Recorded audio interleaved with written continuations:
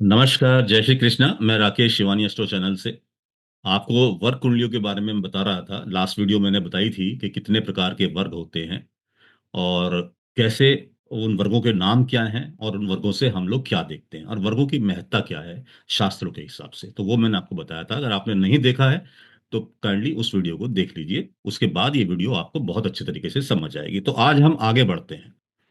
ये मैं आपको पढ़ा चुका था, विभिन्न वर्ग एवं उनका उपयोग क्या है। ये सब चीज मैं आपको बता दी है। आज हम बताएंगे कि 16 वर्ग जो हमारे मैंने आपको बताए, D1 से लेके D60 तक, उनको डिफरेंट समूह में बांटा गया है। कहते हैं कि किसी भी कुंडली का विश्लेषण करने के लिए कम से कम 6 वर्गों को देखना बहुत आवश्यक है। और कुंडलियों को विमशोपक बल के हिसाब से बताया गया है। 20 विमशोपक बल होता है कुंडली के लिए। जितने वर्ग चार्ट है उनको 20 विमशोपक बलों में बांटा गया है। किसी को 20 में से 2 नंबर दिए हैं, किसी को 20 में से 4 नंबर दिए हैं, तो वो इस तरीके से दिए हैं। तो ये डिपेंड करता है कि आपको, आप षड वर्ग देख रहे हैं, 6 वर्गों का समूह देख रहे हैं, 10 वर्गों का समूह देख रहे हैं, या 16 वर्गों का समूह देख रहे हैं।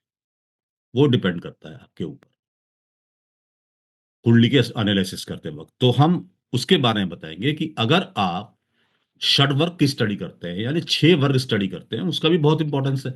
अगर आप 16 वर्ग नहीं स्टडी कर पाते कुंडली के एनालिसिस करते वक्त, तो 6 वर्गों को एनालाइज कर लीजिए। और 6 वर्ग एनालाइज करने से भी आपको रिजल्ट्स बहुत अच्छे मिल जाते हैं। तो 6 वर्ग में कौन कौन से वर्ग आते हैं षड वर्ग में? D1 चार्ट, जो मैंने पीछे आपको बताया, जन्म कुंडली चार्ट। D2 चार्ट, इसको होरा चार्ट बोलते हैं, जो धन संपत्ति के लिए होता है। D3 चार्ट, इसको दृष्टिकोण चार्ट बोलते हैं, जो भाई बहन पराक्रम के लिए होता है। D9 चार्ट, जो नवांश चार्ट, जो पत्नी के लिए, बिजनेस पार्टनर के लिए होता है। D12 चार्ट, द्वादशांश, जो माता पिता के स्वास्थ्य के बारे में होता है। और D30 त्रिशांश, जो इंसान के अरिष्ट के बारे में होता है। तो ये 6 वर्गों को भी स्टडी कर लेना चाहिए। अब जो 20 विमशोपक बल होता है, उसको कैसे दिया गया है, क्या वेटेज दी गई है इसके अंदर? तो D1 चार्ट को 6 बल की वेटेज दी गई है। सबसे ज्यादा बल D1 चार्ट का है। D2 चार्ट को 2 की दी गई है। D3 को 4 पॉइंट की दी गई है। D9 को 5 पॉइंट की दी गई है। देखिए D9 भी कितना इंपॉर्टेंट चार्ट है। D1 चार्ट के बराबर ही, उसको उसको इक्विवेलेंट ही करीब करीब उतने ही नंबर दिए गए हैं। और D12 को 2 नंबर और D30 को 1 नंबर, D30 को। तो कुल मिला के 6 + 2 8 + 4 12 + 5 17 + 2 19 + 1 20। तो 20 जो बल होता है, जो 20 पॉइंट्स होते हैं, उनको इन 6 वर्गों में डिवाइड किया हुआ है। किस पॉइंट, किस वर्ग को या किस कुंडली को कितने पॉइंट मिलते हैं, वो पॉइंट शो करता है कि उसकी कितनी वेटेज है कुंडली के अंदर, कितनी उसकी मान्यता है, कितनी उसकी महत्ता है कुंडली के अंदर। दूसरा वर्ग आता है जिसको हम सप्तवर्ग बोलते हैं। 7 वर्ग भी ले जाते हैं। उसमें भी D1 चार्ट होता है, D2 चार्ट होता है होरा, D3 चार्ट होता है दृष्टिकोण। एक D7 चार्ट भी आता है, सप्तांश चार्ट आ जाता है। सप्तांश चार्ट जो होता है, हम संतान के लिए देखते हैं। संतान है, संतान की संतान है, संतान कैसी होगी, आपका विवेक कैसा होगा, आपकी बुद्धि कैसी होगी, उसके लिए D7 चार्ट देखते हैं। फिर D9 चार्ट आता है, जो कि पति पत्नी के लिए, बिजनेस पार्टनर लेते हैं, नवांश चार्ट। D12 जो द्वादशांश होता है, माता पिता के स्वास्थ्य के लिए। और D30 जो इंसान के अरिष्ट के लिए होता है, त्रिशांश चार्ट। तो ये सप्त वर्ग है। तो आप 7 वर्गों की भी स्टडी कर सकते हैं कुंडली में। इस केस में D1 को 5 पॉइंट मिलते हैं 20 में से। D2 को 2 पॉइंट मिलते हैं। D3 चार्ट को 3 पॉइंट मिलते हैं। D7 चार्ट को 2.5 पॉइंट मिलते हैं। D9 चार्ट को 4.5 पॉइंट मिलते हैं।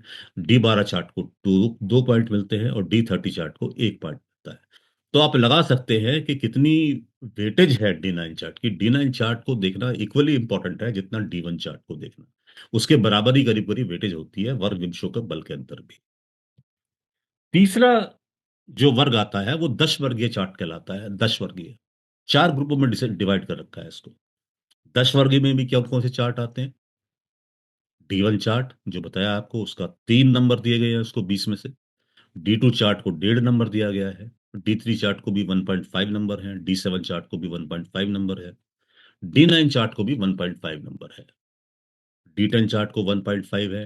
D12 चार्ट को भी 1.5 है। D16 को भी 1.5 है, D30 को भी 1.5 है और D60 को 5 पॉइंट है।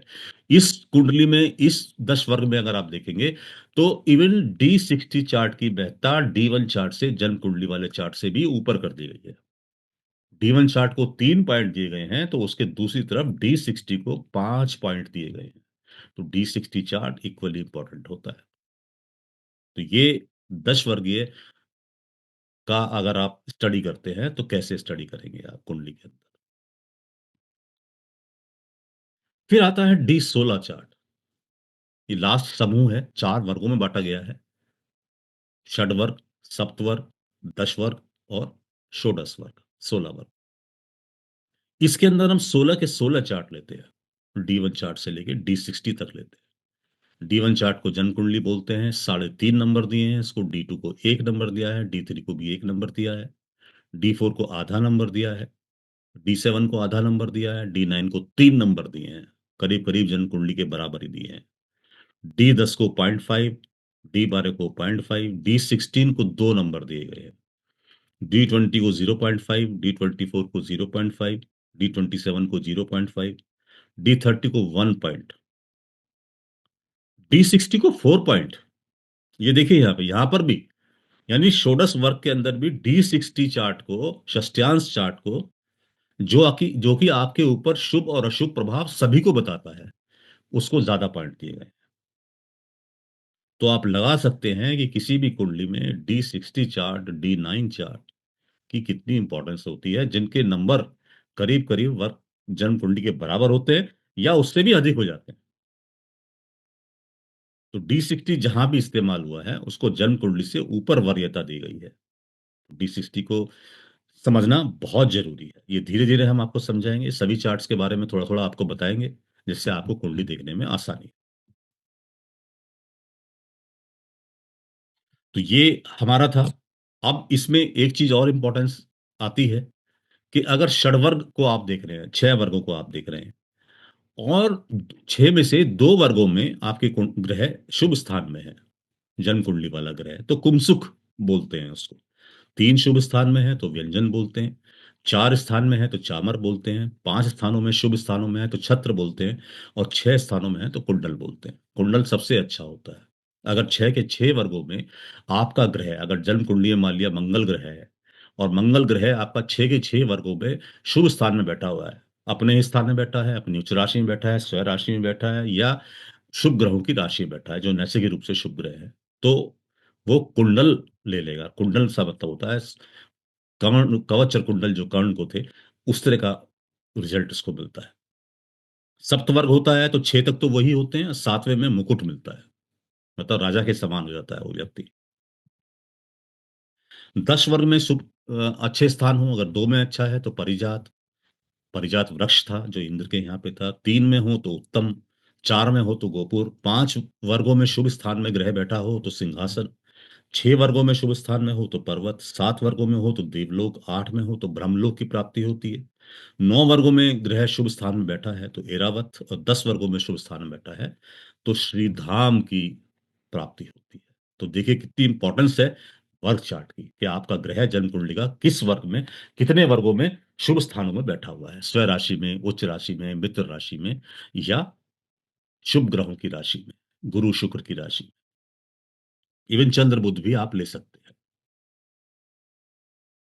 16 वर्गों में अगर हम देखें तो 2 वर्गों में अगर शुभ स्थानों में है तो भेदक, 3 में है तो कुसुम, 4 में है तो नागपुष्प, 5 में है तो कंदुक, 6 में है तो केरल, 7 में है तो कल्प वृक्ष, 8 में है तो चंदनवन, 9 में है तो पूर्ण चंद्र, 10 में है तो उच्चेश्वर, 11 में है तो धनवंतरी जो वैद्य थे देवताओं के, 12 में है तो सूर्यकांत, 13 में है तो विदम, 14 में है तो इंद्रासन, 15 में है तो मानलोक, 16 में हो तो श्रीवल्लभ। इस तरह की चीजों की प्राप्ति होती है, जिनकी, जो कि बढ़ते क्रम में बहुत अच्छे होते जाते हैं रिजल्ट उनके। तो ये देखना जरूरी है कि आपकी कुंडली का जो ग्रह है, वो ग्रह जो डिफरेंट वर्ग चार्ट आप स्टडी कर रहे हैं, 6 वर्ग कर रहे हैं, 7 वर्ग वाला कर रहे हैं, 10 वर्ग वाला कर रहे हैं, 16 वर्ग वाला कर रहे हैं, तो उनमें से कितने वर्गों में वो शुभ स्थानों पर बैठा है। ये आपको समझ आ गया तो आपको स्टडी करने में, एनालाइज़ करने में बहुत आसानी हो। आगे आपको डिफरेंट बर्थ चार्ट के बारे में मैं बताऊँगा अगली वीडियो से। तब तक के लिए धन्यवाद। इसके अलावा मैं एक सूचना देना चाहता हूँ कि हम लोग एस्ट्रोलॉजिकल रेमेडीज़ का एक कोर्स स्टार्ट करने जा रहे हैं। डिफरेंट ग्रहों की शांति उपाय के बारे में, जो कि अप्रैल के फर्स्ट या सेकंड वीक से स्टार्ट हो जाएगा। आप में से जो भी इंटरेस्टेड हो, वो उसको जॉइन कर सकते हैं। धन्यवाद। जय श्री कृष्ण।